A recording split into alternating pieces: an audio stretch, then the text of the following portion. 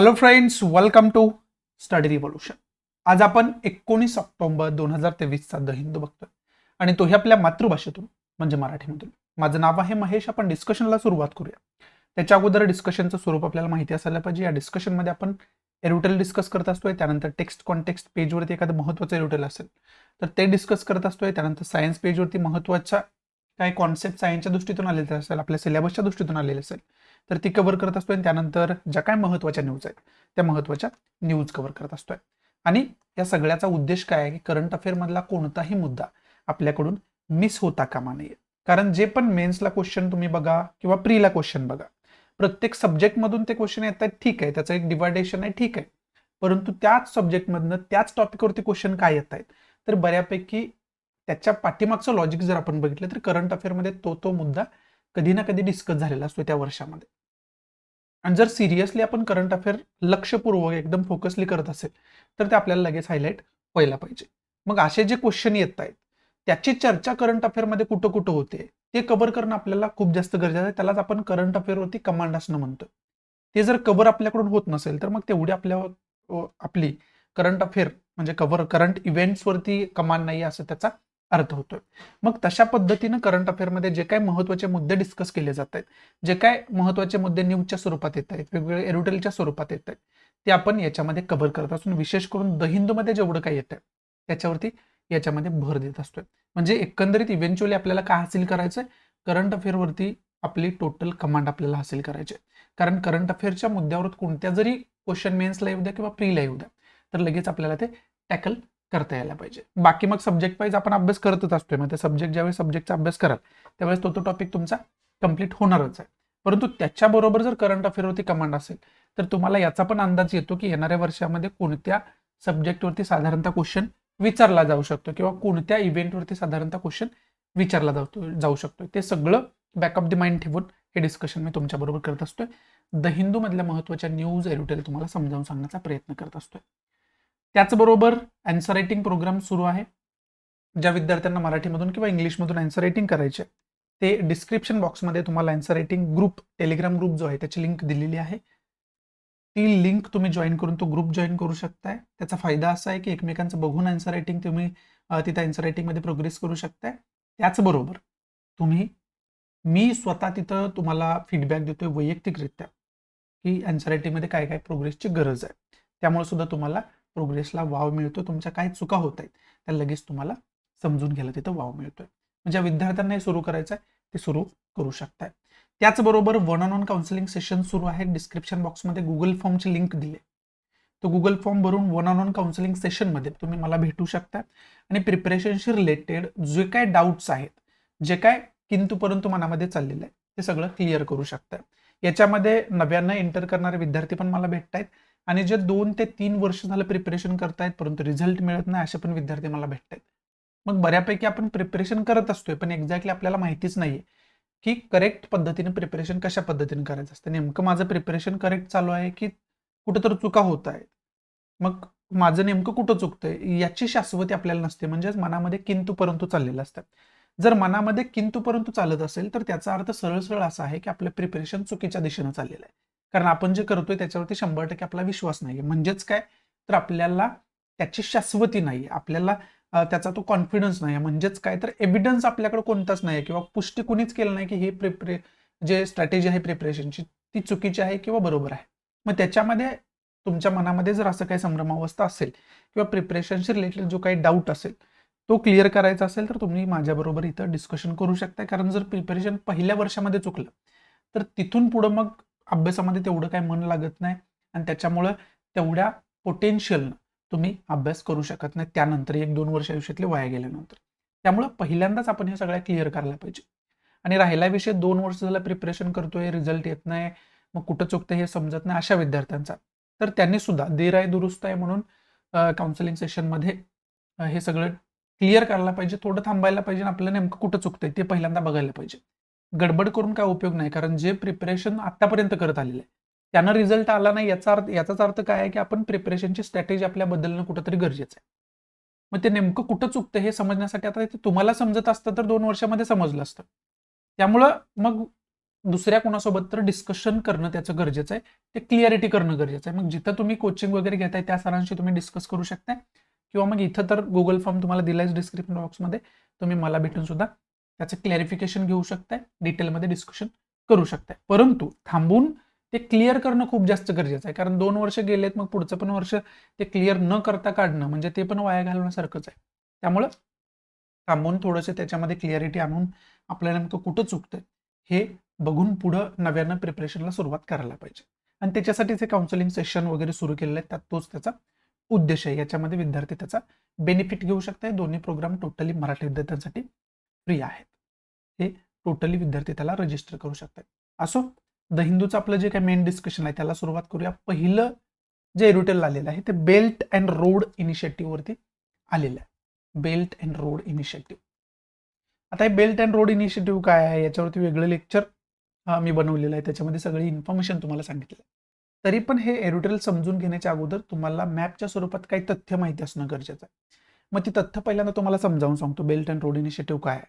त्यानंतर मग त्याच्याशी रिलेटेड ज्या काही गोष्टी आहेत त्या सगळ्या आपल्याला सांगून त्यानंतर मग एरुटेल डिस्कशनला सुरुवात करूया आपण, जेणेकरून तुम्हाला हे एरुटेलमध्ये काय काय सांगितलेलं आहे त्याची चांगल्या पद्धतीनं माहिती करून घेता येईल. नेमकं लेखक हे जे दोघं जण याच्यामध्ये बोलत आहेत ते नेमकं काय बोलतायत हे समजण्यासाठी काय बॅकग्राऊंड इन्फॉर्मेशन, काय बेसिक इन्फॉर्मेशन, काय मूलभूत माहिती आपल्याला असणं गरजेचं आहे, ती पहिल्यांदा तुम्हाला क्लिअर करतो आणि त्यानंतर मग एरुटेल आपण चांगल्या पद्धतीने समजून घेऊ शकेल. इथं तुम्हाला समोर जो मॅप दिसतोय ना, तो मॅप आहे बेल्ट अँड रोड इनिशिएटिव्हचा. आता हे बेल्ट अँड रोड इनिशिएटिव्ह काय आहे, त्याला BRI शॉर्टमध्ये आपण म्हणू शकतो. हे बेल्ट अँड रोड इनिशिएटिव्ह चायनाचा एक प्रोजेक्ट आहे आणि तो विशेष करून एशिया खंड आणि आफ्रिका खंडातल्या देशांना जोडणारा आणि त्याच्याबरोबर मग युरोपियन कॉन्टिनेंट पर्यंत जाणारा ते एक रोड अँड बेल्ट इनिशिएटिव्ह आहे. आता याच्या अंतर्गत चायना काय करतोय तर वेगवेगळ्या देशांना रस्ते मार्गाने आणि समुद्र मार्गाने वेगवेगळ्या देशांना जोडतोय स्वतःच्या देशासोबत. मग हे तुम्हाला या ठिकाणी चांगल्या पद्धतीनं दिसतं. आता याच्यामध्ये इंडियाने याला काही दाद वगैरे दिलेली नाहीये, इंडियाने याला काय याच्यामध्ये सामील वगैरे इंडिया झालेलं नाहीये. परंतु बाकी जे देश आहेत ना ते बऱ्यापैकी याच्यामध्ये काही देश सामील झालेले आपल्याला पाहावयास मिळतात. मग आता हे बेल्ट अँड रोड इनिशिएटिव्ह आहे ना, हे जर आपण मॅप जरी बघितला तरी आपल्याला काय समजतंय तर चायना जो आहे तो आपला एक इथं जगभरामध्ये इन्फ्लुअन्स क्रिएट करण्याचा प्रयत्न करतोय, आपला प्रभाव निर्माण करण्याचा प्रयत्न करतोय. आणि विशेष करून आता इथं साऊथ चायना सीचा इथं एरिया आहे, इथं चायना काय करतोय स्वतःचा इन्फ्लुअन्स डेव्हलप करतोय. हा टोटल एरिया जो आहे तो आहे इंडो पॅसिफिक रिजनचा एरिया. मग या इंडो पॅसिफिक रिजनमध्ये चायना आतापर्यंत काय करत आलेला आहे, स्वतःचा इन्फ्लुअन्स कसा डेव्हलप होईल हे प्रयत्न आतापर्यंत करत आले आणि तसेच प्रयत्न जगभरामध्ये चायना करतोय. त्याचं एक एक्झाम्पल म्हणजे बेल्ट अँड रोड इनिशिएटिव्ह याच्यामध्ये तुम्ही बघू शकता. आता याचा एक पहिला ड्रॉबॅक सांगतो तुम्हाला, जो की जगभरामध्ये याची चर्चा सुरू आहे. पहिला ड्रॉबॅक काय आहे की याच्यामध्ये एक छोट्या छोट्या कंट्री जसं की इथं केनियासारखी कंट्री आहे, इकडं श्रीलंकेसारखी कंट्री आहे, त्यानंतर इकडं लाओस सारखी वगैरे कंट्री आहे. ह्या ज्या कंट्रीज आहेत ना, इकडं मालदीव वगैरे आता प्रो चायना गव्हर्नमेंट इथं मालदीवमध्ये आलेलं आहे. मग इथं मालदीवला वगैरे याच्यामध्ये सामील करून घेण्याचा प्रयत्न चायना करतो. आता या ज्या छोट्या छोट्या कंट्री आहेत, अंडर डेव्हलप्ड कंट्रीज आहेत ना, त्या याच्यामध्ये कसं इन्व्हेस्ट करू शकतायत तर ऑब्व्हियसली यांची अर्थव्यवस्था एवढी मोठी नाहीये की याच्यामध्ये त्या इन्व्हेस्टमेंट करू शकतील. मग चायना काय करतोय, यांना कर्जाच्या स्वरूपात काही अमाऊंट देतोय, कर्जाच्या स्वरूपात काही रक्कम देतोय. ती रक्कम हे देशांनी काय करायचे तर या बेल्ट अँड रोड इनिशिएटिव्ह मध्ये इन्व्हेस्टमेंट करायचे. पण आता इथं प्रॉब्लेम काय होतो की हे छोटे छोटे देश जे आहेत ते कर्ज जे आहे, जो चायना ज्या पद्धतीनं कर्ज देतो, ज्या इंटरेस्ट रेटनं कर्ज देतोय, त्या कर्जाची अमाऊंट जी आहे किंवा व्याज जे आहे तेच चुकतं करू शकत नाहीत. आणि त्याचा परिणाम काय होतो तर यांच्या अर्थव्यवस्था ज्या आहेत त्या अर्थव्यवस्थांची चायनानं वाट लावून टाकलेली आहे. त्याचं सगळ्यात आत्ताचं एक्झाम्पल म्हटलं तर त्याचं श्रीलंका हे एक्झाम्पल आहे. त्याचबरोबर त्याचं एक्झाम्पल जर म्हटलं कर्जाच्या स्वरूपाचं तर पाकिस्तान सुद्धा आहे. इथून China Pakistan economic corridor develop करायचं सुरू आहे आणि त्याच्या अंतर्गत सुद्धा पाकिस्तानला कर्जबाजारी बनवण्याचा प्रयत्न चायना करत असतोय. मग आता हे जे देश आहेत या देशांच्या अर्थव्यवस्थांची वाट कशामुळे लागलेली आहे तर अशा पद्धतीचे चायनाचे जे काही प्रोजेक्ट्स आहेत याच्यामध्ये इन्व्हॉल्व्ह झाल्यामुळे. हे सरळ सरळ आपल्याला पाहावयास मिळतं. याच्यामध्ये वेगळं काही रॉकेट सायन्स वगैरे नाहीये की त्याचा डिटेलमध्ये जाऊन खूप काय त्याला फॉर्म्युला वगैरे वापरून अभ्यास करायचा. हे सरळ सरळ आपल्याला समजतात ह्या गोष्टी. आता त्याच्यामुळं काय झालंय तर बेल्ट अँड रोड इनिशिएटिव्ह, की ज्याला चायना काय म्हणत होता की जो देश याला जॉईन होईल त्याची कनेक्टिव्हिटी जगाबरोबर वाढणार आहे, त्याचा व्यापार जो आहे तो जगाबरोबर वाढणार आहे, फास्टर होणार आहे, हे जर म्हटलं जात होतं त्याला गालबोट लागायला सुरुवात झाली. कशी सुरुवात झाली? बाबा जे इन्व्हेस्टमेंट देश करतायत ते तर कर्जबाजारी होत आहेत, ते तर त्यांची अर्थव्यवस्था त्या अर्थव्यवस्थांचं वाटोळ होऊन जातं. मग हे गालबोट लागायला लागलं आणि त्याच्या लगेच आता जे G20 मध्ये आपण बघितलं तर त्याला म्हणजे बेल्ट अँड रोड इनिशिएटिव्ह जे आहे ते अशा पद्धतीनं गालबोट लागायला सुरुवात झालंच होतं. त्याचबरोबर आणि समजा हे बेल्ट अँड रोड इनिशिएटिव्ह जर सक्सेसफुल इथं होत असेल तर मग या एरियामध्ये इन्फ्लुअन्स कुणाचा वाढणार आहे? तर सरळ सरळ आपल्याला माहिती आहे तो इन्फ्लुअन्स वाढणार आहे चायनाचा. बरोबर आहे. मग तो मिडल ईस्ट कंट्रीजमध्ये असू द्या, इकडे आफ्रिकनच्या या पार्टमध्ये असू द्या, इंडो पॅसिफिक रिजनमध्ये असू द्या, किंवा मग इकडच्या सेंट्रल एशियन रिजनमध्ये वगैरे असू द्या, इथे इन्फ्लुअन्स ऑब्वियसली कुणाचा वाढत जाणार आहे? तर वाढत जाणार आहे तो चायनाचा वाढत जाणार आहे. परंतु इथं चायनाचा इन्फ्लुअन्स वाढणं हे बाकीच्या कंट्रींसाठी धोक्याची घंटा नाहीये का? नाहीये का हो? तर ऑब्विसली आहे. वेस्टर्न कंट्री काही शांत बसणार नाहीयेत. मग वेस्टर्न कंट्री काय करतायत तर चायनाला इथं मिडल ईस्टमध्ये काउंटर करतायत, इथं इंडो पॅसिफिक रिजनमध्ये काउंटर करतायत. मग याच्या अगोदर सुद्धा मी अनेक वेळा तुम्हाला ही इन्फॉर्मेशन सांगून ठेवलेली की कसं काउंटर चायनाला इथं केलं जात आहे. आता इथं विशेष करून युएसए जो आहे त्या युएसएनं G20 मध्ये जो आता G20 ची प्रेसिडेन्सी इंडियाकडे आहे आणि G20 मध्ये आता काय प्रस्ताव कशाचा मांडला गेलाय तर तो प्रस्ताव मांडला गेलाय तो म्हणजे जो आपला India Middle East Europe economic corridor आहे त्याचा प्रस्ताव मांडला गेला. आता हा जो India Middle East Europe economic corridor आहे ना तो जर बघितला आपण तर तो कशाला जोडतोय तर इथं इंडियापासून हा सुरुवात होतोय, त्यानंतर लगेच यूएईला कनेक्ट होतोय, त्यानंतर रेल्वे मार्गाने सौदी अरेबियातून लगेच जॉर्डन इस्रायलला कनेक्ट होतोय आणि मेडिटरेनियन सी मधून इटली इकडे मग युरोपियन कंट्रींना वगैरे कनेक्ट होतोय. आता हा जो आहे ना हा जो मार्ग जो डेव्हलप केला जाणार आहे, हा जो कॉरिडॉर डेव्हलप केला जाणार आहे, हा एक तर पर्याय कुणाला आहे तर हा एक पर्याय आहे इथून जो सुएज कॅनल जातोय ना त्या सुएज कॅनलला पर्याय आहे. हा सगळ्यात महत्वाचा. मी इंक चेंज करून तुम्हाला चांगल्या पद्धतीनं हायलाइट करून दाखवतो म्हणजे तुम्हाला चांगल्या पद्धतीनं ते समजेल की मी काय एक्झॅक्टली तुम्हाला सांगायचा प्रयत्न करतोय. आता हा जो India Middle East Europe economic corridor आहे किंवा India Middle East Europe corridor सुद्धा त्याला आपण म्हणू शकतो, हा इंडियाला यूएई सोबत जोडतोय. यूएई सौदी अरेबियातून आपण रेल्वे मार्गाने जॉर्डन इस्रायलमध्ये एंटर करतोय, त्यानंतर मेडिटरेनियन सीच्या माध्यमातून युरोपियन कंट्रीला आपण कनेक्ट करतोय. ठीक आहे. आता ही कनेक्टिव्हिटी जी आहे ती एक तर पर्याय कशाला मानला जातं याच्या अगोदर जर आपण बघितली किंवा आता सध्याला आपण कुठून इम्पोर्ट एक्सपोर्ट जास्त करतोय किंवा कोणता मार्ग आहे जो जवळ पडतोय आपल्याला मेडिटरेनियन सी युरोपियन कंट्रीच्या तर तो सुएज कॅनल रेड सी येत आहे आणि इथं सुएज कॅनल आहे ज्याची मालकी कुणाकडे आहे इजिप्तकडे आहे आणि त्या सुएज कॅनल मधून मग आपण एंटर करू शकतोय मेडिटरेनियन सी मध्ये. मग याच्या तुलनेत बघितलं जर India Middle East Europe economic corridor develop झाला तर याच्या तुलनेत हा जवळचा मार्ग पडणार आहे आणि हा 40% फास्टर सुद्धा व्यापार याच्यामुळे होणार आहे. युनायटेड नेशनचे सेक्रेटरी होते त्यांनी हे सांगितलेलं आहे की पहिल्यापेक्षा 40% फास्टर व्यापार इंडियाचा याच्यामध्ये होणार आहे आणि बाकी कंट्रींचा सुद्धा होणार आहे. म्हणजे हा पहिला एक तर आहे सुएज कॅनलला हा पर्याय आहे. सुएज कॅनल एक छोटीशी स्ट्रीप आहे, तिथं कधी कधी ट्रॅफिक जाम सुद्धा होत होतं, अनेक दिवस तिथं ज्या मोठमोठ्या शिप्स आहेत त्या अडकून राहत होत्या ट्रॅफिक जाम झाल्यामुळे, कारण कमी स्पेस आहे ऑब्व्हियसली आणि बाकी सगळ्या कंट्री तिथूनच व्यापार करतात. त्यामुळे सुद्धा हे जे अडथळे आहेत या मार्गातून होणार नाहीयेत. हा पहिला आणि सगळ्यात महत्वाचा पार्ट आहे. मग आता हा जो India Middle East Europe economic corridor आहे ना याला युएसएनं सगळ्यात जास्त सपोर्ट केलं. तर इथं इस्रायल आहे आणि इकडे जॉर्डन आहे, इकडे अरेबियन कंट्रीज आहेत.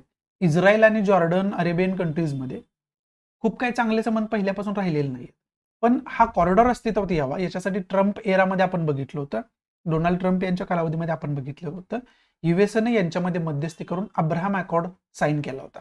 याच्या अंतर्गत यांच्यामधलं कॉपरेशन यांच्यामधलं वितुष्ट मिटवण्यात आलं होतं जेणेकरून हा जो कॉरिडॉर आहे तो हा कॉरिडॉर सत्यात यावा याच्यासाठी. हे पण आपण बघितलं होतं. आता हा जसा सुएज कॅनलला पर्याय आहे ना तसाच हा जो कॉरिडॉर आहे हा या बेल्ट अँड रोड इनिशिएटिव्हला पर्याय मानला जातोय.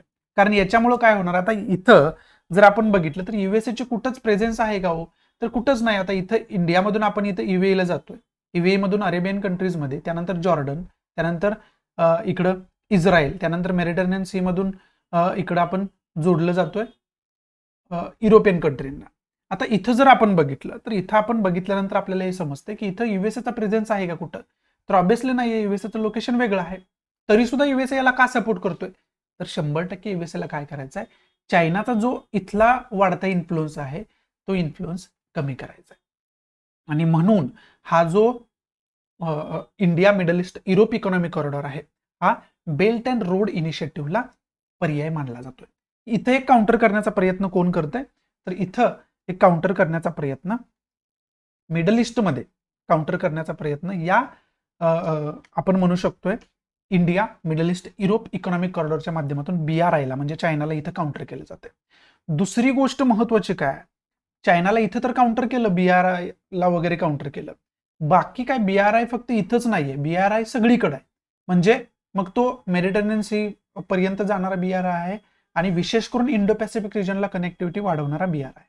मग आता त्या मिडल ईस्टमध्ये मेडिटरेनियन सी मध्ये या India Middle East Europe economic कॉरिडॉरच्या माध्यमातून त्यांनी काउंटर केलं. आता इंडो पॅसिफिक रिजनमध्ये चायनाला काउंटर कसं केलं जातं, तर इंडो पॅसिफिक रिजनमध्ये सरळ सरळ चायना दादागिरी करण्याचा प्रयत्न करतोय. हे आपण आतापर्यंत अनेक वेळा बघितलंय. इथं साऊथ चायना सी मध्ये सरळ सरळ दादागिरी करतोय, वेगवेगळी बेटा वगैरे कब्जा करतोय. मग शेजारी इकडे इंडोनेशिया आहे, फिलिपाईन्स आहे, ब्रुनेई आहे, व्हिएतनाम आहे, बाकी सगळ्या कंट्रीज आहेत, सिंगापूर आहे. या कंट्रींचे अधिकार पायदळी तुडवून या इंडो पॅसिफिक रिजनमध्ये स्वतःवरचा एकाधिकार प्रस्थापित करण्याचा प्रयत्न चायना इथं करत आलेला आतापर्यंत. आणि तसंच काहीतरी इंडो पॅसिफिक रिजनमध्ये सुद्धा करणं सुरू आहे. आता अनेक वेळा मी तुम्हाला इंडो पॅसिफिक रिजनचं महत्व सांगितलेलं आहे, साऊथ चायना सीचं महत्व सांगितलेलं आहे. 60% जास्त व्यापार जगाचा जो आहे तो इंडो पॅसिफिक रिजनमध्ये चालतो, साऊथ चायना सी मध्ये विशेष करून चालतो. त्याचबरोबर पॉप्युलस कंट्री या एरियामध्ये येतात, त्यामुळे मोठं मार्केट इथं अवेलेबल आहे, मिनरल रिसोर्सेस इथं अवेलेबल आहेत. म्हणजे तिथं चायनाचा जर इन्फ्लुअन्स डेव्हलप झाला, प्रभाव निर्माण झाला, तर बाकी कुठल्याच कंट्रीचं काय चालू देणार नाही चायना. म्हणजे बाकी कंट्रींना व्यापार सुद्धा करणं गरजेचं म्हणजे अवघड होऊन बसेल. मग त्याच्यामध्ये युरोपियन कंट्री अपवाद नाही आहेत किंवा USA अपवाद नाही, या सगळ्यांना अडथळा निर्माण होईल. आणि विशेष करून इंडियाला सुद्धा अडथळा निर्माण होणार आहे, ऑस्ट्रेलिया सारख्या कंट्रीना सुद्धा अडथळा निर्माण होणार आहे. मग यांना सगळ्यांना हे माहिती आहे, त्यामुळे हे काय करतायत, तर चायनाला जो आहे तो मिडल ईस्टमध्ये कसं काउंटर करतात हे तुम्हाला समजावून सांगितलं मी. आता ते इंडो पॅसिफिक रिजनमध्ये पहिल्यापासून कसं काउंटर करण्यात आले, तर त्याचं सगळ्यात महत्वाचं एक्झाम्पल म्हणजे काय, तर या इंडो पॅसिफिक रिजनमध्ये साऊथ चायना सी मध्ये शांतता डेव्हलप होणं, सेक्युरिटी डेव्हलप होणं खूप जास्त गरजेचं आहे. आणि इथं शांतता किंवा सेक्युरिटी भंग करण्याचं काम कोण करतंय, चायना करतोय. म्हणून तर सोप्या भाषेमध्ये काय सांगितलं की चायना इथं दादागिरी करण्याचा प्रयत्न करतोय. वेगवेगळ्या पद्धतीनं नेव्ही ऑफिसर्समध्ये कॉन्फ्लिक्ट निर्माण तिथं होत आहेत. आणि विशेष करून त्याच्यामध्ये चायनाचे जे नेव्हल ऑफिसर्स आहेत ते वारंवार अशी कृत्य करत असतात, त्याच्या व्हिडिओ क्लिप सुद्धा अनेक वेळा व्हायरल झालेले आहेत. आता चायना इथं अशांतता प्रस्थापित करतोय, इनसिक्युरिटी डेव्हलप करतोय, म्हणजे इथं चायनाला काउंटर करणं गरजेचं आहे. आता कुठलाच ग्रुप किंवा कुठलीही ऑर्गनायझेशन ही एखाद्या देशाला काउंटर करण्यासाठी बनवली जात नाही सहसा. मग इथं शांतता प्रस्थापित करण्यासाठी, सेक्युरिटी प्रस्थापित करण्यासाठी तर ऑर्गनायझेशन बनवू शकतात, ग्रुप्स बनवू शकतात. मग त्याच्यासाठी आतापर्यंत आपण काय बघितलंय, तर त्याच्यासाठी क्वाडची स्थापना झालेली आहे. त्याच्यासाठी आपण बघितलं ऑकसची स्थापना झालेली आहे. त्याच्यासाठी आपण बघितलं association of South East Asian नेशनची स्थापना झालेली आहे, त्याला आपण एशियान म्हणतो. मग हे जे ग्रुप्स आहेत यांची स्थापना कशासाठी झाली, तर इंडो पॅसिफिक रिजनमध्ये शांतता, सहकार्य, सेक्युरिटी डेव्हलप व्हावी याच्यासाठी झालेली आहे. म्हणजेच इथं शांतता जरी कोण भंग करायचा प्रयत्न करत असेल तर हे ग्रुप त्याला डायरेक्टली काउंटर करणार आहेत. आणि ती कंट्री एकच आहे, ती म्हणजे चायना आहे. आणि याच्यामध्ये क्वाडचे मेंबर जर बघितले तर त्याच्यामध्ये USA पण आहे, ऑस्ट्रेलिया पण आहे, इंडिया पण आहे आणि जपान पण आहे. ऑकसचे मेंबर आपण बघितले तर ऑकसचे मेंबर ऑस्ट्रेलिया आहे, UK आहे आणि USA आहे. आणि एशियनचे मेंबर आपण बघितले तर या साऊथ चायना सीच्या शेजारी सगळ्या कंट्रीज आहेत, ज्याला आपण साऊथ ईस्ट एशियन नेशन्स म्हणतो, ह्या सगळ्या कंट्रीज आहेत. आणि इथं जर आपण बघितलं ना तर इथं क्वाडचे हे मेंबर आपल्याला या ठिकाणी पाहावयास मिळतात. त्यांची जी कनेक्टिव्हिटी आहे ती कनेक्टिव्हिटी या ठिकाणी आपल्याला पाहावयास मिळते. आणि बेल्ट अँड रोड इनिशिएटिव्हमुळे कोणाकोणाच्या अर्थव्यवस्थेला सगळ्यात जास्त धोका आहे हे सुद्धा इथं दिलंय. मंगोलिया सारखा देश आहे, त्याच्या अर्थव्यवस्थेला धोका आहे कर्जबाजारी होण्याचा. ताजिकिस्तान आहे, किर्गिस्तान आहे, पाकिस्तान आहे, इकडे दिजिबुती आहे, इकडे मालदीव्स आहे. या देशांच्या अर्थव्यवस्था येणाऱ्या काळामध्ये धोक्यामध्ये येऊ शकतात. आणि मालदीवमध्ये आता काय झालेलं आहे, सत्तापालट झालेला आहे. तिथं अगोदर प्रो इंडिया गव्हर्नमेंट होतं, आता ते प्रो चायना मोहम्मद मुइझू यांच्या under pro China government develop झालेलं आहे. मग ते प्रो चायना गव्हर्नमेंट जे आहे ना, ते प्रो चायना गव्हर्नमेंट येणाऱ्या काळामध्ये चायनीज ज्या इन्व्हेस्टमेंट आहेत त्या इन्व्हेस्टमेंटला जास्त महत्व देताना आपल्याला पाहावं मिळते. आणि इथं लाओस सारखी सुद्धा कंट्री आहे, या ठिकाणी तुम्ही बघू शकता. आणि हे कलरमध्ये हायलाइट केले, हाय रिस्क जे डेप्थचे आहे ते लालमध्ये म्हणजे रेड कलरमध्ये हायलाइट केलेलं आहे. सिग्निफिकंट रिस्क जे आहे ते येल्लो, डार्क येल्लो जो आहे त्याच्यामध्ये हायलाइट केलेलं आहे. लो रिस्क आहे त्याला ब्लूमध्ये, डार्क ब्लूमध्ये हायलाइट यांनी केलेलं आहे. आणि हे सुद्धा आपल्याला माहिती असणं खूप जास्त गरजेची गोष्ट आहे. मग याच्यामध्ये हे जे बेल्ट अँड रोड इनिशिएटिव्ह आहे ते बऱ्यापैकी, हा जो प्रोग्राम आहे तो बऱ्यापैकी फेल होताना पाहावयास मिळतोय. आणि आत्ता तर जे India Middle East Europe economic corridor जो झालेला आहे ना, त्या कॉरिडॉरमुळे तर हा चायनीज गव्हर्नमेंट जे आहे ते टोटली हादरून गेलेले आहे. कारण सरळ सरळ हे बेल्ट अँड रोड इनिशिएटिव्हला चॅलेंज आहे. आणि त्यामुळं यांनी काय केले, परत एकदा बेल्ट अँड रोड इनिशिएटिव्हच्या हालचाली ज्या आहे त्या वेगानं सुरुवात केलेली आहे. पण बऱ्यापैकी हे सगळं असताना, काउंटर चायनाला सगळीकडून होत असताना, चायना याच्यामध्ये यशस्वी होणं याचे चान्सेस खूप कमी होताना आपल्याला पाहावयास मिळत आहे. आणि या सगळ्या ज्या गोष्टी आहेत, या सगळ्या गोष्टी या एरोटेलमध्ये लेखकांनी आपल्यासोबत डिस्कस केलेल्या आहेत. आणि याचबरोबर तुम्हाला मी आत्ता बोलत बोलत काय सांगितलं, तर आत्ता तुम्हाला जो इंडिया पाकिस्तान इकॉनॉमिक कॉरिडॉर आहे तो सांगितला. आता याचं वैशिष्ट्य तुम्हाला सांगतो. हा जो इंडिया पाकिस्तान इकॉनॉमिक कॉरिडॉर आहे तो पाकिस्तानला आणि चायनाला एकत्र करतोय, म्हणजे कनेक्ट करतोय. आणि तो उद्देश चायनाचा आहे. परंतु तो जो कॉरिडॉर आहे ना, तो कॉरिडॉर जर आपण नीट बघितला तर तो कॉरिडॉर पाकव्याप्त काश्मीरमधून जातोय. इथं तुम्ही बघू शकता, इथं पाकव्याप्त काश्मीरमधून तो जातोय. म्हणजे ऑब्व्हियसली इंडियाच्या हद्दीतून जातोय. आणि त्याच्यामध्ये इंडियाला तुम्ही इन्व्हॉल्वमेंट म्हणजे इंडियाला कशी काय तुम्ही डिस्कशन इंडियासोबत करणं गरजेचं आहे. कारण जरी पाकिस्तानच्या ताब्यामध्ये तो एरिया असला तरी सुद्धा तो टोटली इंटिग्रेटेड पार्ट आहे इंडियाचा. आणि त्याच्यामुळे इंडिया याला विरोध करतो. हे तुम्हाला वेगळं सांगायची गरज नाहीये. आणि चायना आरोगंटली इथं पाकिस्तानशी डिस्कशन फक्त करून हा इंडिया पाकिस्तान इकॉनॉमिक कॉरिडॉर कसं आपण सत्यात उतरवू शकतो याच्यावरती काम करतोय आरोगंटली. हे जसं साऊथ चायना सी मध्ये आरोगंटली चायना वागतोय तशा पद्धतीने इथं सुद्धा वागतोय. आणि बाउंड्री लाईन मध्ये आपल्याला कायम त्रास देत आलेलाच आहे. त्याच्यामध्ये काय तुम्हाला ते वेगळं सांगायची गरज नाहीये. आणि त्याचबरोबर जो मी तुम्हाला India Middle East Europe economic corridor सांगितलं ना, त्याच्यामध्ये तुम्हाला हे सुद्धा माहिती असायला पाहिजे डिटेल मॅप याचा. कारण प्रिलियमला वगैरे याच्यावरती डायरेक्ट क्वेश्चन विचारले जाऊ शकतात की याला कनेक्ट करणारी बंदर वगैरे कोणती आहेत, महत्वाची शहरं वगैरे कोणती आहेत, हे तुम्हाला डिटेलमध्ये माहिती असणं खूप जास्त गरजेचं आहे. आणि त्याच्यावरती डिटेलमध्ये काम करणं खूप जास्त गरजेचं आहे. त्यामुळं हा जो टोटल मॅप आहे तो टोटल मॅप एकदा आपण चांगल्या पद्धतीने अभ्यास करून ठेवायला पाहिजे. बाबा एक्झॅक्टली कोणकोणती स्थानं जी आहेत, कोणकोणत्या सिटी जी आहेत, कोणकोणत्या देशाच्या त्या कशा याला कनेक्ट होत आहेत, कोणत्या सिटी त्या आहेत, त्या सगळं आपल्याला म्हणजे डिटेलमध्ये एकंदरीत हा मॅप आपल्याला माहिती असणं खूप जास्त गरजेची गोष्ट आहे. आणि तो आपण अभ्यास करून ठेवणं खूप जास्त गरजेचं आहे. मग आता लेखकाच्या भाषेत, त्या दोघांच्या भाषेत जरी आपण बघायचं झालं तर त्यांनी आपल्याला काय सांगितलेलं आहे हे आपण बघायला सुरुवात करूयात. मग पहिल्या स्लाइडमध्ये लेखकांनी काय सांगितलं की चायना काय म्हणतोय की हे जे बेल्ट अँड रोड इनिशिएटिव्ह आहे, हे बेल्ट अँड रोड इनिशिएटिव्ह हे रिब्यूट ऑफ ग्लोबलायझेशन आहे. म्हणजे जागतिकीकरणाला एक नवीन बूस्ट आम्ही देतोय. त्याचबरोबर दुसरी महत्वाची, जर बिटवीन द लाईन आपण व्यवस्थित बघितलं ना, तर ग्लोबल इन्फ्लुअन्स म्हणजे जगामध्ये स्वतःचा एक प्रभाव डेव्हलप करण्याचा चायना प्रयत्न करतोय आणि एक ग्लोबल पॉवर बनण्याचा चायना प्रयत्न करतोय. हे आपण नाकारून चालणार नाही. हे जरी चायना उघड उघड बोलत नसेल तर इव्हेंच्युअली चायनाला हेच साध्य करायचं आहे. त्याचबरोबर साऊथ चायना सी मध्ये आपण गेलो तर मलाक्का स्ट्रीट, हे मलाक्का स्ट्रीट म्हणजे मलाक्का खाडी मराठीमध्ये आपण त्याला म्हणतोय. ही मलाक्का खाडी एक छोटीशी, जसं की सुएज कॅनल आहे तशी छोटीशी स्ट्रीप आहे. ती जर ब्लॉक उद्या चायनाकडून झाली तर बाकी जग जे आहे ते तिथून व्यापार करू शकणार नाहीये. किंवा तिथं प्रतिबंध चायना लावायला लागला स्वतःच्या ताब्यामध्ये ते सगळं घेऊन, तर तिथून खरं तर बाकीच्या जगाला व्यापार करणं खूप जास्त कठीण होऊन बसेल. मग चायना तेच करण्याचा खरं तर प्रयत्न करतोय, जेणेकरून स्वतःची अर्थव्यवस्था फक्त कशी मोठी झाली पाहिजे याचा विचार चायना त्याच्या अंतर्गत करतोय. तर त्याचबरोबर एशियन इन्फ्रास्ट्रक्चर इन्व्हेस्टमेंट बँकचा पण इथं उल्लेख केला. त्याच्या अंतर्गत कशा पद्धतीने belt and road initiative develop होतोय, त्याला फंडिंग कशा पद्धतीने केलं जातं हे सांगण्याचा प्रयत्न होतोय.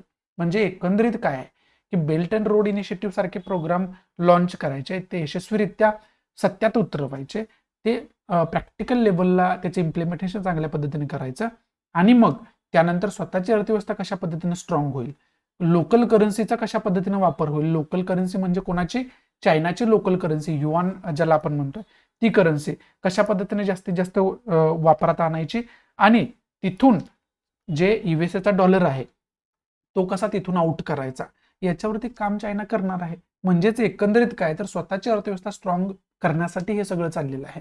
स्वतः जगाचा लीडर बनण्यासाठी, ग्लोबल पॉवर बनण्यासाठी हे सगळं सुरू आहे.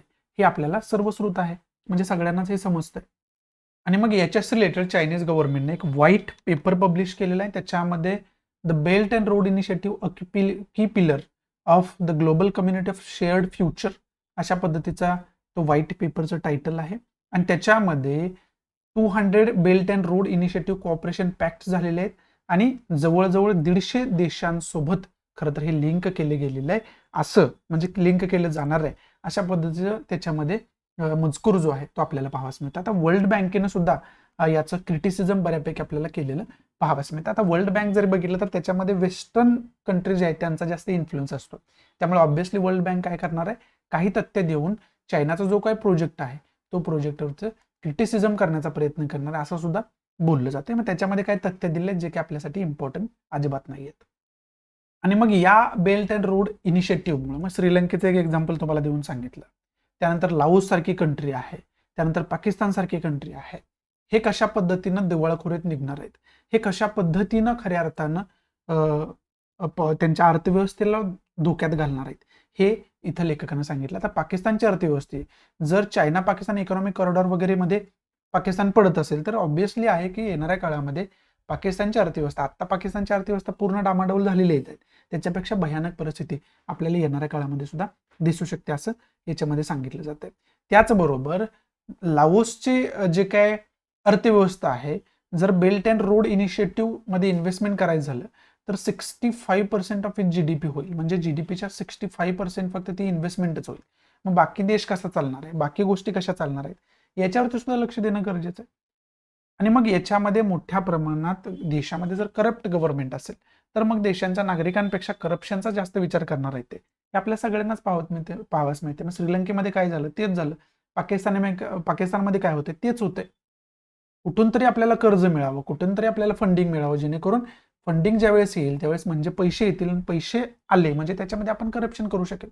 जर पैसेच नसतील देशाकडे तर ते पॉलिटिशियन करप्शन कशामध्ये करणार, पॉलिसी मेकर जे आहे ते करप्शन कशामध्ये करणार आहे, तर कशामध्येच त्यांना करता येणार नाहीये.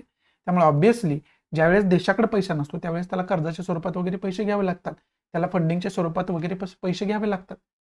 आणि मग त्याच्यामध्ये सुद्धा हे पॉलिसी मेकर जे आहेत ते करप्शन करताना आपल्याला पाहावयास मिळतात. त्यामुळे या देशांची अर्थव्यवस्था जी आहे ती एकदम अक्षरशः त्या अर्थव्यवस्थांची वाट लागलेली आहे आपल्याला सगळ्यांना माहिती आहे. आणि त्याच्यामध्ये चायनासारख्या कंट्रींचा वाटा खूप मोठा आहे हे इथं पाहावयास मिळतं. मग हा जो चायनाचा ट्रॅप आहे, ज्याला डेप ट्रॅप सुद्धा म्हणतात, की कर्जाचा एक जाळं आहे, हे कर्जामध्ये वेगवेगळ्या कंट्रींना अडकवतात आणि स्वतःच्या प्रभावाखाली त्या कंट्रींना घेतात. हे जाळं आहे त्याच्यामध्ये चायनाला काउंटर करणं खूप जास्त गरजेचं आहे. मग याच्यामध्ये युनायटेड स्टेट आणि जपानने build back better world B3W त्याला शॉर्टमध्ये आपण म्हणतो हा प्रोजेक्ट काढलेला जेणेकरून चायनाला काउंटर करता यावं. त्याचबरोबर India Middle East Europe economic corridor ज्याचं एक्झाम्पल आता तुम्हाला दिले हे सगळं समजावून सांगितलेलं आहे. हा जो प्रोजेक्ट आहे तो लॉन्च झालेला आहे, त्याच्यामध्ये युएसएचा खूप मोठा पाठिंबा त्याला आहे हे सुद्धा आपल्याला पाहावयास मिळते. म्हणजेच काय तर चायना जे काही कृत्य करतोय त्याला काउंटर सुद्धा मोठ्या प्रमाणात होताना आपल्याला पाहावयास मिळतोय. इथं हे आर्टिकल जे आहे ते समाप्त होते. खूप इन्फॉर्मेटिव्ह आर्टिकल होतं. मग याच्यामध्ये अभ्यास कोणकोणत्या गोष्टींचा आपल्याला करून ठेवायचा. पहिलं तर आपल्याला चायनाचं पॉलिटिक्स माहिती असायला पाहिजे, वर्ल्ड लेवलचं. चायना कशा पद्धतीनं जे आहे ते एक ग्लोबल पॉवर बनू इच्छितोय, मग त्याच्याच रिलेटेड आपण अभ्यास करत असतोय. त्यावेळेस तुम्हाला मग ऑब्व्हियसली कशाचा अभ्यास करून ठेवायचा आहे.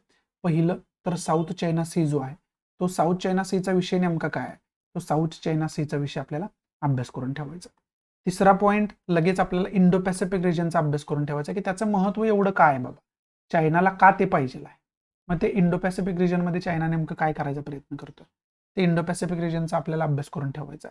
चौथा पॉईंट जो आहे तो India Middle East Europe economic corridor जो आहे तो युरोप इकॉनॉमिक कॉरिडॉर त्याचा आपण चांगल्या पद्धतीनं अभ्यास करून ठेवायचा. ते मी तुम्हाला मॅपच्या माध्यमातून दाखवलेच आहे.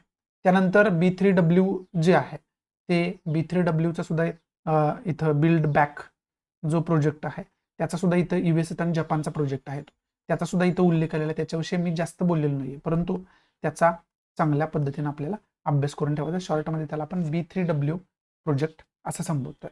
मग याचा चांगल्या पद्धतीनं आपल्याला अभ्यास करून ठेवायचा आहे. त्यानंतर पुढे जर आपण गेलो तर 6वा पॉईंट काय आहे, तर इंडो पॅसिफिकचा ज्यावेळेस तुम्ही अभ्यास करताय ना, त्यावेळेस तुम्हाला इंडो पॅसिफिकमध्ये चायनाला काउंटर आपण कसं करायचा प्रयत्न करतोय, मग त्याच्याशी रिलेटेड तुम्हाला क्वाडचा अभ्यास करून ठेवायला लागेल. त्याच्याशी रिलेटेड तुम्हाला ऑकसचा अभ्यास करून ठेवायला लागेल. त्याच्यासाठी रिलेटेड तुम्हाला एशियनचा अभ्यास करून ठेवावा लागेल. Association of South East Asian nation, त्याला आपण आशियान म्हणतोय किंवा एशियन म्हणतोय. त्या एशियनचा अभ्यास तुम्हाला करून ठेवावा लागेल. मग ह्या 3 गोष्टींचा अभ्यास करत असतानाच तुम्हाला इंडिया कसं काउंटर चायनाला करण्याचा प्रयत्न करतो, इंडो पॅसिफिक रिजनमध्ये असू द्या किंवा मिडल ईस्ट कंट्रीच्या रिजनमध्ये असू द्या किंवा सेंट्रल एशियन नेशन्समध्ये असू द्या, मग चायनाचा इन्फ्लुअन्स कसा न्यूट्रलाइज इंडिया करतोय, मग ती इंडियाची जे काय पॉलिटिक्स आहे, डिप्लोमसी आहे त्या एरियामधले, त्याचा एक चांगल्या पद्धतीनं आपल्याला अभ्यास करून ठेवणं हे खूप महत्त्वाची गोष्ट यांच्या अंतर्गत होऊन बसते. आणि बाकी मग याच्याशी रिलेटेड महत्त्वाच्या गोष्टी काय काय आहेत, मग इथे इंडियाची जशी पॉलिसी आहे तशी चायनाला काउंटर करण्याची युएसएची काय काय पॉलिसी आहे, त्या युएसएच्या पॉलिसी सुद्धा आपल्याला अभ्यास करून ठेवायला लागेल. आणि मग लगेच पुढे जाऊन आपल्याला कशाचा अभ्यास करावा लागेल, की ज्या साऊथ ईस्ट एशियन नेशन्स आहेत, जे साऊथ ईस्ट एशियन नेशन्स आहेत किंवा साऊथ ईस्ट एशियन कंट्रीज आहेत, त्यांची पॉलिसी याच्याशी रिलेटेड काय आहे, साऊथ चायना सी मध्ये शांतता डेव्हलप करण्याशी रिलेटेड, त्याचा सुद्धा आपल्याला अभ्यास करून ठेवावा लागेल. मग ते एशियनची पॉलिसी तुम्हाला समजली की ऑब्व्हियसली याचे मेंबर कंट्री कोण आहेत, तर ते obviously south East Asian countries आहेत. मग त्यांची पॉलिसी ऑटोमॅटिकली तुम्हाला समजेल. मग या सगळ्या गोष्टींचा चांगल्या पद्धतीनं आपल्याला अभ्यास करून ठेवावा लागेल. त्या अनुषंगानं हे जे रुटल आहे ते महत्त्वाचं होतं. बाकी याच्यापेक्षा महत्त्वाचा पॉईंट मला असं काय वाटत नाही, तरी पण तुम्हाला एखादा पॉईंट वाटतं यातून मिस झालाय तर तुमच्या पद्धतीने त्याचा तुम्ही अभ्यास करून ठेवू शकताय. परंतु ॲटलिस्ट एवढ्या तरी पॉईंटचा चांगल्या पद्धतीने आपण अभ्यास करून ठेवणं हे खूप जास्त गरजेची गोष्ट आहे. प्रिलियमला पण क्वेश्चन विचारले जातील आणि इंटरनॅशनल रिलेशनच्या माध्यमातून मेन्सला पण क्वेश्चन विचारले जातील. त्यामुळे आपल्याला हे सगळं माहिती असणं हे खूप जास्त गरजेचं आहे. मी परत रिपीट करतोय, खूप जास्त गरजेचं आहे. हे आपल्याला सगळं माहिती असायला पाहिजे.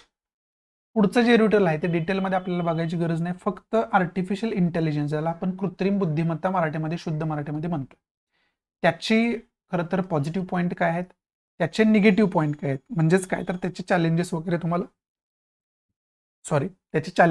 तुम्हाला माहिती असायला पाहिजे. म्हणजे त्याचा उपयोग कसा आहे आणि त्याचा धोका कसा आहे, ही सगळी इन्फॉर्मेशन तुम्हाला काढून ठेवायची आहे. याच्यावरती तुम्हाला काय काय यायला पाहिजे, याच्यावरती तुम्हाला एसे लिहायला सांगितलं तर एसे यायला पाहिजे. ठीक आहे. याच्यावरती आन्सर रायटिंग करायचं सांगितलं तर 150 शब्दामध्ये वगैरे तुम्हाला लिहिता यायला पाहिजे. 150 ते 200 शब्दामध्ये तुम्हाला लिहिता यायला पाहिजे. किंवा पॉझिटिव्ह पॉईंट याचे काय, आर्टिफिशियल इंटेलिजन्सचे निगेटिव्ह पॉईंट याचे काय आहेत, आणि काही तथ्यात्मक इन्फॉर्मेशन आपल्याला असायला पाहिजे. जसं की आर्टिफिशियल इंटेलिजन्सशी रिलेटेड महत्त्वाची आत्ताची जास्त ट्रेंडमध्ये असणारी वेबसाईट कोणती आहे, त्याचा कशासाठी उपयोग होतोय, हे तुम्हाला बऱ्यापैकी थोडंसं माहिती असायला पाहिजे. प्रिलियमला वगैरे क्वेश्चन येण्याची शक्यता जास्त त्याच्या अंतर्गत होऊन बसते. त्यामुळे ही बेसिक इन्फॉर्मेशन आपल्याला आर्टिफिशियल इंटेलिजन्स रिलेटेड असायला पाहिजे.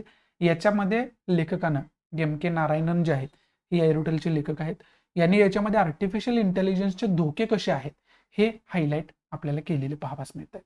आर्टिफिशियल इंटेलिजन्सवरती आता इस्रायल हमास वॉर आहे. इस्रायल जो आहे तो विशेष करून खुफिया एजन्सी त्यांची मोसाद वगैरे आहे ते खूप स्ट्रॉंग मानले जाते. परंतु या 2 वर्षामध्ये त्यांचं आर्टिफिशियल इंटेलिजन्सवरचं डिपेंडन्सी खूप जास्त वाढली. त्याच्यामुळे लेखक म्हणतो की हमासारखी संघटना जी आहे त्यांची सुरक्षा व्यवस्था जी आहे त्यांना फसवण्यामध्ये यशस्वी झाली. मग ही आर्टिफिशियल इंटेलिजन्सवरती डिपेंडन्सी आपली जास्त वाढणं हे किती धोक्यात असू शकते, याचं सगळ्यात मूर्तिमंत उदाहरण म्हणजे इस्रायल हमास जे आता युद्ध चालू आहे ते मूर्तिमंत उदाहरण आहे, असं लेखक इथं आपल्याला समजावायचा प्रयत्न करतोय. मग या ठिकाणी या सगळ्या गोष्टी आपण चांगल्या पद्धतीने अभ्यास करून ठेवणं ही खूप जास्त महत्त्वाची गोष्ट आहे, काळाची गरज आहे. बाकी याच्यामध्ये डिटेलमध्ये बघण्यासारखं असं काही नाही आहे. पुढचं छोटंसं एरुटल आहे ना, त्याच्यामध्ये तामिळनाडू आणि नॉर्दर्न श्रीलंका याच्यामध्ये बाउंड्री लाईनमध्ये डिस्प्यूट्स वारंवार सुरू असतो. आता इथं मॅप जर तुम्ही बघितला ना, तर इथं मॅपमध्ये तुम्हाला चांगल्या पद्धतीनं समजू शकतं. तर इथं मॅपमध्ये जर आपण व्यवस्थितरित्या बघितलं ना, तर इथं तामिळनाडूचा एरिया आहे, हा जो आहे तो तामिळनाडू राज्य वगैरे या बाउंड्री लाईनना टच करतं, आणि इकडं श्रीलंकेचा नॉर्दर्न पार्ट आहे. तर याच्यामध्ये एक सी मध्ये बाउंड्री लाईन खरं तर ड्रॉ केलेली आहे. तर ही जी बाउंड्री लाईन आहे ती अशा पद्धतीने बाउंड्री लाईन आहे. परंतु तामिळनाडूचे जे काय मासेमारी करणारे मासेमारी व्यावसायिक वगैरे आहेत ना, ते कधी कधी काय करतात, ही बाउंड्री लाईन्स क्रॉस करून श्रीलंकेच्या हद्दीमध्ये जाऊन मासेमारी करतात. त्यामुळे वारंवार हे तामिळी लोकांना इथं श्रीलंकन गव्हर्नमेंट जे आहे, नेव्ही जी आहे ते अरेस्ट करत असते. त्यांना इथं काही दिवस जेलमध्ये ठेवलं जातं, परत सोडून देण्यात येतं. हे वारंवार यांच्यामध्ये डिस्प्यूट आतापर्यंत सुरू झालेलं आहे, म्हणजे राहिलेलंच आहे. मग त्याचं कारण एक्झॅक्टली काय आहे, त्याची इन्फॉर्मेशन आपल्याकडे असणं खूप जास्त गरजेचं आहे. ती इन्फॉर्मेशन आपण काढून ठेवायला पाहिजे आणि सी डिस्प्यूट जो त्यांचा आहे तो आपल्याला समजून घ्यायला पाहिजे. आणि याच्यामध्ये सगळ्यात डिस्प्युटेड पार्ट जो आहे तो म्हणजे कच्छथीव आयलँड आहे. हे वारंवार न्यूजमध्ये असतं. इथं कुठंतरी कच्छथीव आयलँड आहे, इथं बेट आहे कच्छथीव नावाचं. तर हे जे बेट आहे ते याच्या अगोदर इंडियाचा पार्ट मानण्यात येत होतं, परंतु इंदिरा गांधी ज्यावेळेस प्राईम मिनिस्टर इंडियाच्या होत्या त्यावेळेस हे जे कच्छथीव आयलँड आहे ते ऑफिशियली अग्रीमेंट करून श्रीलंकेला देण्यात आलं. म्हणजे श्रीलंकेचा खरं तर तो पार्ट आहे असं मानण्यात आलं. त्यामुळे आत्ता जो आहे तो कच्छथीव आयलँड जे आहे, जरी वादाचा मुद्दा असला तरी ते ऑफिशियली श्रीलंकेचा पार्ट आहे. त्यामुळं जो सी डिवायडेशन आहे, इंटरनॅशनल बाउंड्री आहे, ती अशा पद्धतीची बाउंड्री आहे जर तुम्ही व्यवस्थितरित्या मॅपमध्ये बघितले तर. परंतु इथं तामिळी लोक आहे, त्यांचं श्रद्धेचं सुद्धा स्थान आहे कच्छथीव आयलँडवरती. त्यामुळं आता तामिळी लोकांना तिथं जाण्यासाठी काय विजाची वगैरे किंवा बाकी गोष्टींची गरज लागत नाही, पासपोर्टची वगैरे, ते डायरेक्टली जाऊ शकतात. अशा पद्धतीनं करार झालेला आहे की त्यांचे जे श्रद्धाळू लोक आहेत ते तिथं कच्छथीव आयलँडवरती जाऊ शकतात. परंतु तो पार्ट जो आहे तो कोणाचा आहे, श्रीलंकेचा आहे. परंतु कधी कधी इंडिया सुद्धा याच्यावरती आता दावा करताना आपल्याला पाहावयास मिळते. काही दिवसापूर्वी पार्लमेंटमध्ये नरेंद्र मोदींनी हे भाष्य केलं होतं की कच्छथीव तर आपला पार्ट होता, परंतु आता ते काँग्रेसवरती टीका करताना वगैरे त्यांनी म्हटलं होतं. परंतु प्राईम मिनिस्टरनं देशाचा याचा उल्लेख करणं आणि तो इंडियाचा कसा पार्ट होतो हे समजावून सांगणं हे खूप जास्त महत्त्वाची गोष्ट आहे. हा वादाचा मुद्दा परत झाला. मग त्यामुळं काय होतंय, तर हे जे बाउंड्री लाईन आहे, सी बाउंड्री लाईन आहे, ती बाउंड्री लाईन कधी कधी आपल्याला काय वादाचा मुद्दा झालेली पाहावास मिळतं. मग हे जे सगळं वादाचा मुद्दा आहे तो मुद्दा आपल्याला चांगल्या पद्धतीने आपण एकदा अभ्यास करून ठेवायला पाहिजे. आता इंटरनॅशनल रिलेशनची सिरीज जी आहे ती सिरीज मी सुरू करणार आहे. त्याच्यामध्ये श्रीलंकेचे आणि इंडियाचे ज्यावेळेस आपण रिलेशन बघू ना त्यावेळेस आपण चांगल्या पद्धतीने ह्या गोष्टी समजावून घेणार आहोत. तोपर्यंत तुमच्या पद्धतीने हे न्यूजमध्ये आहे, त्यामुळे तुमच्या पद्धतीने तुम्ही अभ्यास करणं खूप जास्त गरजेची गोष्ट आहे. इथून पुढे आपल्या महत्त्वाच्या न्यूज सुरू होत आहेत. पहिलीच न्यूज जर आपण बघितली तर इस्रायल हमासमध्ये किंवा इस्रायल पॅलेस्टाईनमध्ये जो काही कॉन्फ्लिक्ट आहे, जो काही युद्धजन्य परिस्थिती निर्माण झालेली आहे, विशेष करून गाझा स्ट्रीपमध्ये हमास नावाची अतिरेकी संघटना त्यांच्यामध्ये खऱ्या पद्धतीने वाद सुरू आहे. आणि काही दिवसांपूर्वी कालच मला वाटते एका हॉस्पिटलवरती अटॅक झाला आणि त्याची टोटल रिस्पॉन्सिबल त्याला इस्रायल मिलिटरीला मानलं जाते. कारण हॉस्पिटलमध्ये पेशंट्स जे आहेत ते पेशंट्स ॲडमिट्स वगैरे होते आणि अनेक लोकांचा त्याच्यामध्ये जीव गेला, अनेक लोक त्याच्यामध्ये जखमी झाले आणि बऱ्यापैकी सिव्हिलियन नागरिक त्याच्यामध्ये होते, सामान्य नागरिक त्याच्यामध्ये होते असं मानलं जातं. आता याच्यावरती वेगळी इन्फॉर्मेशन देणारं, टोटल इन्फॉर्मेशन देणारं लेक्चर सविस्तर मी याच्यामध्ये बनवलेलं आहे. डिस्क्रिप्शन बॉक्समध्ये तुम्हाला जे करंट बेस्ड इश्यू नावाची प्लेलिस्ट आहे त्या प्लेलिस्टमध्ये त्याची लिंक तुम्हाला सापडेल, ते व्हिडिओ तुम्हाला सापडेल. त्याची लिंक तुम्हाला त्या प्लेलिस्टची डिस्क्रिप्शन बॉक्समध्ये दिलेली आहे. करंट बेस्ड इश्यू नावाची ती प्लेलिस्ट आहे मराठीमधून. तर या लेक्चरमध्ये सगळंच यांचं सांगितलं की रोमन साम्राज्यापासून कशा पद्धतीनं इस्रायलचं फॉर्मेशन होतं, पॅलेस्टाईन ही भूमी जी आहे ती कशा पद्धतीनं तिथं वसलेली होती, नेमकं मग इथं चुकीचं कोण आहे बरोबर कोण आहे हे सगळं तुम्ही त्याच्यामध्ये ठरवू शकताय. परंतु त्याची एक बेसिक इन्फॉर्मेशन आपल्याला असायला पाहिजे, त्याची एक हिस्टॉरिकल इन्फॉर्मेशन आपल्याला असायला पाहिजे. मग जवळजवळ 1 तासाचं डिस्कशन हे आहे, त्याच्यामध्ये सगळी इन्फॉर्मेशन त्याच्यामध्ये डिस्कस केलेली आहे. हे लेक्चर तुम्ही 100% बघायला पाहिजे. कारण का आत्ताचे जे चाललेलं आहे ना त्याच्यावरून आपण कोण बरोबर आहे कोण चुकीचं हे ठरवू शकत नाही. कारण हा वाद वारंवार यांच्यामध्ये होत असतोय, वारंवार इथं सिव्हिलियन नागरिक वगैरे मारले जात आहेत. हे आत्ताच नाही, हा थोडा मोठा आहे, परंतु छोटे मोठे जे अटॅक्स वगैरे आहेत, युद्ध वगैरे आहेत ते आत्तापर्यंत खूप यांच्यामध्ये झालेले आहेत. त्याच्यामध्ये इस्रायलियन नागरिक पण मरतात, पॅलेस्टायनियन नागरिक पण मरतात त्याच्यामध्ये. मग आपल्याला पहिल्यापासूनच इस्रायलच्या फॉर्मेशन पासूनच याची इन्फॉर्मेशन असणं खूप जास्त गरजेचं आहे. बाबा हा वादाचा एवढा मुद्दा का आहे हे पहिल्यापासूनच आपल्याला माहिती असणं खूप जास्त गरजेचं आहे. म्हणून मी याच्यावरती वेगळे लेक्चर्स ऑलरेडी बनवून ठेवलेले आहे. हे जेव्हापासून युद्ध यांच्यामध्ये सुरू झालं तेव्हाच हे लेक्चर मी बनवून ठेवले, जेणेकरून पहिल्यापासून तुम्हाला याची इन्फॉर्मेशन असायला पाहिजे. मग हे लेक्चर तुम्ही बघणं खूप जास्त गरजेचं आहे. तुम्हाला सगळी इन्फॉर्मेशन याच्या अंतर्गत मिळेल. मग याच्यावरती मग प्रिलियमला मॅपवरती वगैरे क्वेश्चन वगैरे आला तरी सुद्धा तुम्हाला चांगल्या पद्धतीने ते टॅकल करता येईल. बाकी याच्यामध्ये इम्पॉर्टंट असं बघण्यासारखं असं काय नाही, हे लेक्चर बघा तुम्हाला सगळी इन्फॉर्मेशन कळून जाईल. किंवा मग तुमच्या पद्धतीने हे लेक्चर तुम्हाला बघणं होत नसेल तर तुमच्या पद्धतीने याची इन्फॉर्मेशन मुळापासून याची इन्फॉर्मेशन असायला पाहिजे. आता काय चाललंय हे फक्त माहिती असून आपण जजमेंटल होऊ शकत नाही किंवा त्या मुळापर्यंत पोहोचू शकत नाही. तर आपल्याला पहिल्यापासून इन्फॉर्मेशन याची काढावं लागेल. किंवा ज्यू लोकांची ही जी पवित्र भूमी मानली जाते तिथून ज्यू लोकांना का निघावं लागलं होतं, परत मग ती झायनिस्ट मुवमेंटच्या अंतर्गत हे सगळेजण इथं आले, मग इथं याने सर्व्हाइव्ह कसं केलं, मग इस्रायल कंट्रीची स्थापना कशी होते, कुणी सपोर्ट केला, युनायटेड नेशनचा फाळणी प्लॅन होता पॅलेस्टाईन इस्रायलचा, तो प्लॅन काय होता नेमका, त्याच्यामध्ये पॅलेस्टायनियन कुठं अनसक्सेसफुल झालेलं आहे की आत्ता पॅलेस्टाईनची परिस्थिती इस्रायलच्या तुलनेत काहीच नाहीये. मग हे सगळं तुम्हाला समजून घेणं खूप जास्त गरजेचं आहे. ते एका लेक्चरमध्ये मी कव्हर केलं नाही किंवा तुमच्या पद्धतीने तुम्ही त्याची इन्फॉर्मेशन काढू शकताय. बाकी याच्यामध्ये इम्पॉर्टंट असं काही नाहीये. याच्यामध्ये मग आता गाझा स्ट्रीपमध्ये जे हॉस्पिटलवरती अटॅक झालेला आहे ते प्राईम मिनिस्टर नरेंद्र मोदींनी याच्यावरती शॉक झालेले आहेत अशा पद्धतीची भावना व्यक्त केलेली की बाबा हे बघून आश्चर्याचा धक्का बसला की असं कसं काय होऊ शकतं किंवा इस्रायल गव्हर्नमेंटकडून जरी होत असले तरी कसं काय होऊ शकतं, अशा पद्धतीची शॉकची भावना त्यांनी व्यक्त केलेली आहे. तर याच्यामध्ये सगळ्यात महत्त्वाची गोष्ट आपल्याला समजून घेणं खूप जास्त गरजेचं आहे. ती गोष्ट कोणती आहे की इंडियाचा स्टँड या युद्धामध्ये काय. तर आता महात्मा गांधी नेहरू यांच्या पिरियडमध्ये जर आपण बघितलं ना तर आपला स्टँड बऱ्यापैकी पॅलेस्टायनियन लोकांच्या बाजूने होता. आता विशेष करून सेकंड वर्ल्ड वॉरमध्ये आपण काय बघितलं, हिटलरनं ज्यू लोकांवरती अनेक पद्धतीने अन्याय अत्याचार केले आणि वर्ल्ड वॉर सेकंड झाल्यानंतर सगळ्यात जास्त न्यूज ज्या आल्या होत्या त्या खऱ्या अर्थानं ज्यू लोकांवरती हिटलरनं कशा पद्धतीने अन्याय अत्याचार केलेले आहेत अशाच सगळ्या न्यूज बाहेर आल्या होत्या. आणि जग त्यावेळेस सुद्धा ज्यू लोकांवरती अन्याय अत्याचार इतकं कसं काय कोण करू शकतं हे विचार करून सुन्न झालं होतं. आणि त्यामुळं खऱ्या अर्थाने युनायटेड नेशन असू द्या किंवा युरोपियन कंट्रीज असू द्या, USA वगैरे असू द्या, यांना खरं तर वाटायला लागलं होतं की इस्रायल ही कंट्री किंवा पॅलेस्टाईन भूमीमध्ये यांचं एक पवित्र स्थान आहे ते त्यांना द्यायला पाहिजे, त्यांचा एक देश त्यांना द्यायला पाहिजे. मग याच्याशी रिलेटेड ज्यू लोकांनी, विशेष करून इस्रायली म्हणजे ज्यू लोक आहेत, त्या ज्यू लोकांनी महात्मा गांधींनी सुद्धा आपल्याला पाठिंबा द्यावा याच्यासाठी खूप प्रयत्न केले. परंतु महात्मा गांधींनी याच्यावरती सरळ मत काय व्यक्त केलं की बाबा वर्ल्ड वॉर सेकंडमध्ये ज्यू लोकांवरती अन्याय अत्याचार झालेले त्याचं ते निंदनीयच आहे, त्याचा मी निषेधच करतोय. ते कुठल्याच जमातीच्या लोकांबरोबर किंवा मानवजातीबरोबर किंवा सजीवासोबत व्हायला नाही पाहिजे हे सरळ त्यांनी सांगितलं होतं.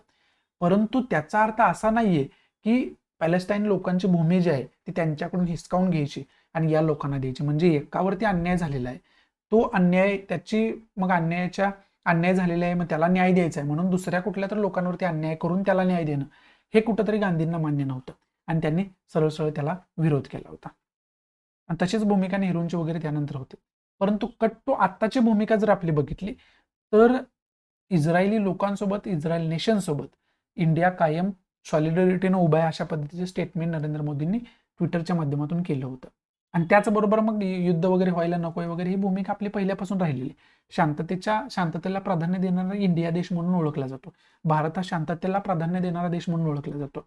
त्याच्यामध्ये तर आहेच, परंतु आत्ताचा स्टँड आणि महात्मा गांधींच्या वेळेचा, नेहरूंच्या वेळेचा स्टँड बघितलं तर त्याच्यामध्ये एक ट्रान्सफॉर्म आलेला हे सुद्धा आपल्याला माहिती असायला पाहिजे. आणि हे खूप जास्त महत्त्वाचं ज्यावेळेस आपण आन्सर रायटिंग करतोय त्यावेळेस. आत्ताचा इस्रायल पॅलेस्टाईनमध्ये आपला स्टँड काय आहे आणि त्यावेळेसचा ज्यावेळेस आपला देश सुद्धा नव्याने एक स्वतंत्र झाला होता त्यावेळेस आपला काय स्टँड होता हे आपल्याला माहिती असणं खूप जास्त गरजेचं आहे. हे मला इथं तुम्हाला सांगायचं होतं. पुढचं अयोध्या राम मंदिर जे चालू आहे त्याला इंटरनॅशनल डोनेशनसाठी परमिशन मिळालेली आहे.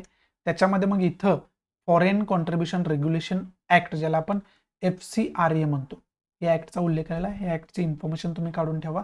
ऍक्ट अनेक वेळा न्यूजमध्ये असतो FCRA, त्यामुळं याची इन्फॉर्मेशन काढणं खूप जास्त गरजेचं आहे. पुढं फेब्रुवारी 2024 पर्यंत इंडिया USA सोबत एक डील साईन करणार आहे. त्याच्यामध्ये 31 MQ-9B जे काही ड्रोन आहेत ते ड्रोन याच्यामध्ये घेणं सुरू आहे. 31 असे ड्रोन आपण त्यांच्याकडून घेणार आहे ज्याचं नाव आहे MQ-9B अशा पद्धतीचे ड्रोन आहेत.